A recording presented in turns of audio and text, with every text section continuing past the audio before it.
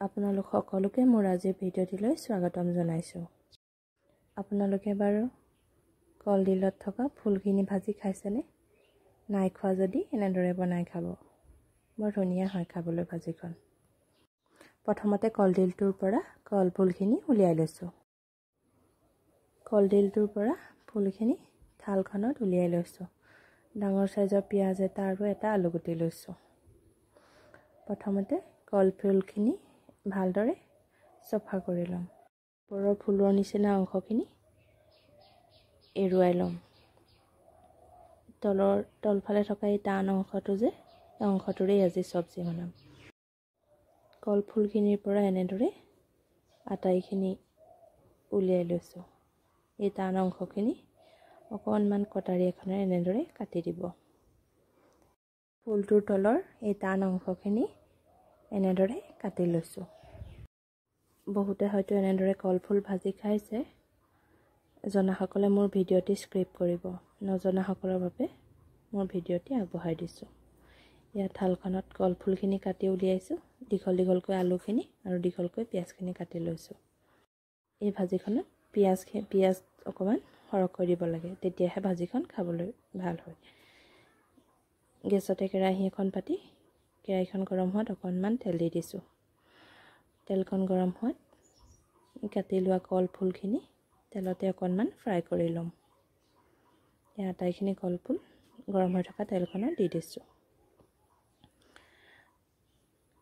প্ৰায় 5 মিনিটমান ল' ফ্লেমত কলফুলখিনি ফ্ৰাই কৰি ল'ম। এয়া আমাৰ কলফুলখিনি ভজা হৈ গৈছে। এতিয়া প্লেট এখনত আটাইখিনি কলফুল কাঢ়ি ৰাখিম। আপোনালোকে মোৰ ভিডিঅ'সমূহ চাই কেনে পায় তলৰ কমেণ্ট বক্সত জনাবলৈ নাপাহৰিব। ভাল পালে লাইক আৰু কমেণ্ট এটা কৰি যাব। ৰৈ যোৱা তেলখিনিতে কাটি থোৱা পিঁয়াজখিনি দি দিছোঁ। এই ভাজিখনৰ কাৰণে পিঁয়াজখিনি ৰঙচুৱা হোৱালৈকে ভাজিব নালাগে। অকণমান সময় পিঁয়াজখিনি লৰাই দি কাটি লোৱা আলুখিনি ইয়াত দি দিম।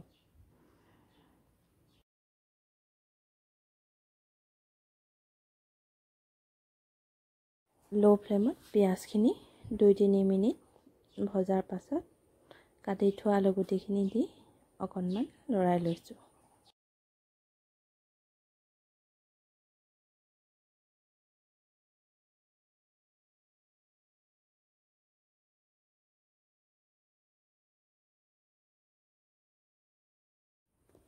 এতিয়া আন্দাজ মতে নিমখ হালধি দি আটাইখিনি সামগ্ৰী এনেদৰে ভালদৰে লৰাই দিছোঁ।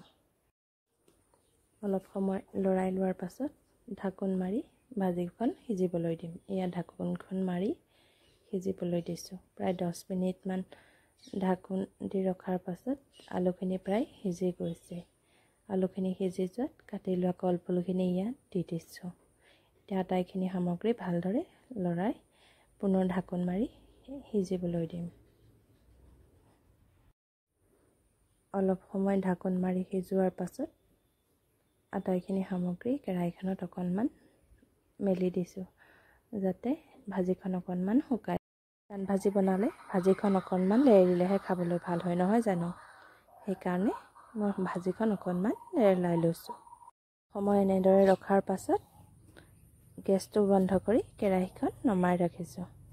এয়া আজি আমাৰ কলফুলৰ ভাজি ভাতৰ লগত পৰিৱেশনৰ বাবে ৰেডি হৈ গ'ল। আজিৰ ভিডিঅ'টি কেনে পালে তলৰ কমেণ্ট বক্সত জনাবলৈ নাপাহৰিব। ভাল পালে লাইক আৰু কমেণ্ট এটা কৰি যাব। পুনৰ আন এটা ভিডিঅ'ত লগ পোৱাৰ আশাৰে আজিলৈ আহিছোঁ। ধন্যবাদ।